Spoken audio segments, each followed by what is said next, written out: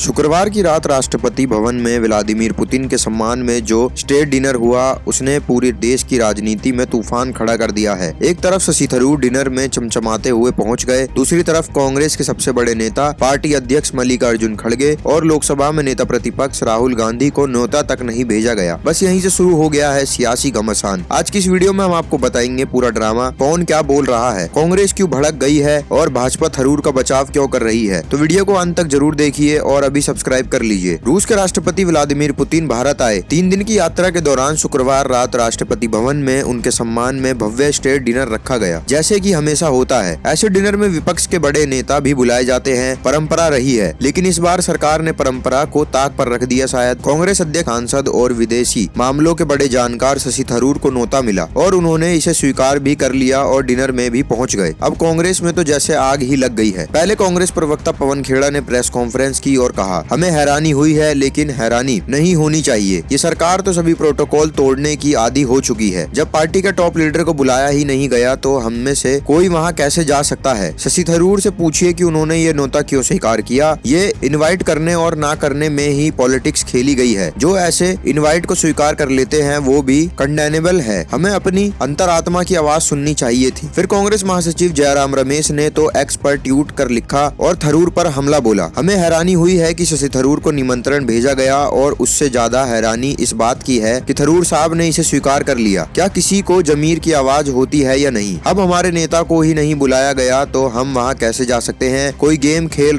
जा रहा है, हमें इसका हिस्सा नहीं बनना चाहिए। जयराम रमेश ने साफ साफ कहा है कि ये एक सोची समझी साजिश है। कांग्रेस के अंदर शशि थरूर को लेकर गुस्सा साफ दिख रहा है। अब बारी आई भाजपा की। भाजपा ने कांग्रेस की सारी आलोचना को सिरे से खारिज कर दिया और शशि थरूर को जमकर बचाव किया। दिल्ली से भाजपा सांसद मनोज तिवारी ने कहा, कांग्रेस का सोचने का तरीका समझ नहीं आता। सरकार अक्सर अलग अलग दलों के विशेषज्ञों को कूटनीतिय प्रयासों में शामिल करती है। ऑपरेशन सिंदूर जैसे ऑपरेशन में भी दूसरी पार्टियों के लोग साथ रहे हैं। शशि थरूर विदेश नीति के बड़े जानकार हैं। कई बार सरकार की विदेश नीति को आगे बढ़ाने में उनका योगदान रहा है। कांग्रेस लीडरशिप को इससे दिक्कत क्यों है, मुझे समझ नहीं आता। ये विवाद और भी गहरा इसलिए हो गया है क्योंकि एक दिन पहले ही राहुल गांधी ने प्रेस कॉन्फ्रेंस करके आरोप लगाया था कि मोदी सरकार परंपरा तोड़ रही है। विदेशी मेहमानों में विपक्ष के नेताओं को मिलने नहीं दिया जा रहा। सरकार सूत्रों ने तुरंत जवाब दिया, राहुल गांधी नेता प्रतिपक्ष बने हैं तब से कम 4 विदेशी राष्ट्रीय अध्यक्षों से मिल चुके हैं, जिनमें बांग्लादेश की पूर्व पीएम शेख हसीना भी शामिल है। तो एक तरफ राहुल गांधी कह रहे हैं हमें मिलने नहीं दिया जा रहा, दूसरी तरफ सरकार कह रही है हमने तो मिलने दिया। डिनर का न्योता अलग बात है। साफ दिख रहा है कि ये सिर्फ एक डिनर का मामला नहीं है, ये कांग्रेस के अंदर की अंदरूनी खींचतान भी है और सरकार की तरफ से एक सोची समझा मैसेज भी है। शशि थरूर को बुलाकर सरकार ने साफ कह दिया है कि कांग्रेस वो एकजुट नहीं मानती, वो अलग अलग नेताओं से अलग अलग तरीके से डील कर सकती है। और कांग्रेस के लिए ये बड़ा झटका है क्योंकि शशि थरूर हमेशा से ही G23 ग्रुप का हिस्सा रहे हैं। तो राहुल गांधी की लीडरशिप पर सवाल उठता रहा है। अब सवाल आपसे है, क्या शशि थरूर को ये डिनर अटेंड करना चाहिए था या कांग्रेस का गुस्सा जायज है? कमेंट बॉक्स में जरूर बताइए।